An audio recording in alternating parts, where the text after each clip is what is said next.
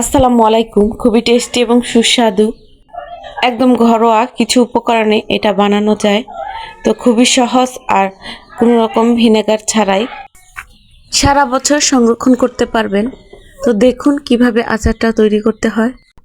তো প্রথমে আমি কয়েকটা শুকনো মরিচ ভেজে তুলে নিলাম, এই 5টার মতো। এখন এই আদা রসুন আধা বাটা করে নেব।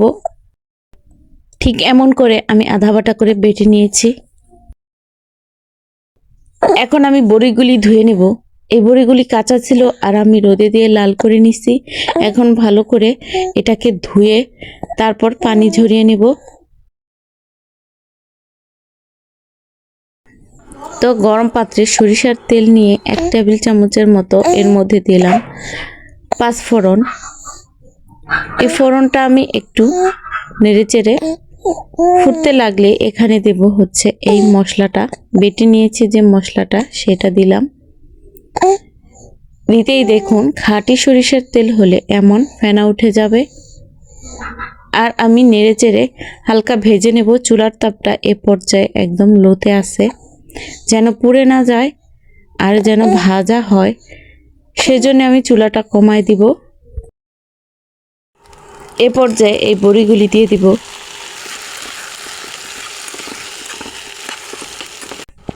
এখন দিলাম চিনি। এখানে আমি ছোটোর 1 বাটি চিনি দিছি। এখানে আপনার কতটুকু মিষ্টি পছন্দ সে অনুযায়ী চিনিটা দিয়ে দিবেন। 1 বাটি, ছোট 1 বাটি দিলেই যথেষ্ট। তো একটু টকটক হলে বড়ি আচারটা বেশি টেস্টি হয়, এত বেশি মিষ্টি হলে আবার ভালো লাগে না। আর দিলাম 5 ফোড়নের গুঁড়ো। আর যে ভেজে রেখেছিলাম মরিচটা, এ সময় আমি একটু ডলে নিব, না হলে মরিচটা ড্যাম হয়ে যাবে আর তখন এরকম গুঁড়ো করা যাবে না। এই সামান্য একটু লবণ নিয়ে এখানে আমি মরিচটা গুঁড়ো করে নিলাম। এখন এই চিলি ফ্লেক্সটা এখানে দেব। আর এটা খুব ঝাল ছিল, আর আপনার ঘরে যদি বাচ্চা থাকে তাহলে 2টা কিংবা 3টা মরিচ দিলেই যথেষ্ট 1 কেজি ভরে। আর এখানে দিয়ে দিব এখন হাফ চামচের মতো লবণ। এ পর্যায়ে চুলার তাপ একদম লোতে রেখে ঢেকে এই চিনিটা গলায় নেব। আর কিছুক্ষণের মধ্যেই দেখবেন চিনিটা গলে গেছে। এখন একটি স্টিলের গ্লাস নেব আর এই তলাটা দিয়ে এভাবে আমি চেপে চেপে বড়িটাকে ফাটিয়ে নেব, যেন ভিতরে মশলাগুলি ঢুকে। আর ভিতরে মশলাগুলি ঢুকলেই বেশি টেস্টি হবে। তো বড়িগুলোকে ফাটিয়ে নিলাম।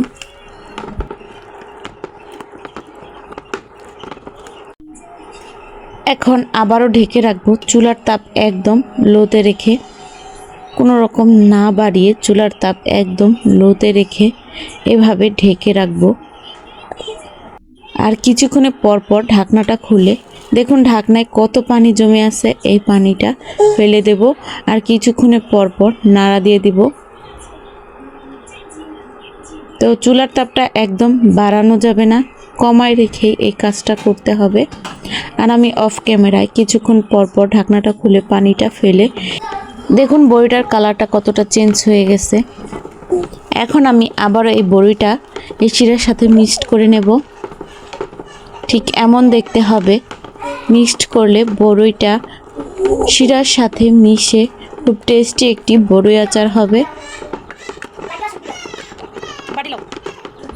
নামানোর আগ মুহূর্ত এভাবে 5 ফোড়নের গুঁড়োটা দিয়ে নেড়ে চেড়ে কিছুক্ষণ এই 1-2 মিনিটের মতো চুলার উপরে রেখে নামিয়ে নিব। আর দেখুন বড়িটা কত সুন্দর কালার এসে গেছে। এখন আর কোনো মতেই চুলার উপরে রাখা যাবে না, তাহলে এই আচারটা একদম টাইট হয়ে যাবে আর তখন একটু ভালো লাগবে না, শক্ত হয়ে যাবে, কারণ এখানে যে চিনি আছে সেজন্যে। আর আমার ছেলে অস্থির হয়ে গেছে কখন বড়ি আচার খাবে। তো 2 দিন ধরে বলতেছিল বড়ি আচার বানাও, বড়ি আচার বানাও। তো আজকে বানাইলাম। এভাবে বানিয়ে সারা বছর সংরক্ষণ করা যায়, কিন্তু আমার ঘরে একদিনেই শেষ হয়ে যাবে, এত টেস্টি হয় এই আচারটা। তো প্রথমে আমার ছেলেকে দিলাম গরম গরম, যে ঠান্ডা হলে তারপরে খাবা। একটু বাটিতে দিলাম আর টুকু আমি বেড়ে ঠান্ডা করে তারপর বয়ামে ভরে রাখবো। কিন্তু বয়ামে ভরবো কিভাবে, আগেই শেষ হয়ে গেছে।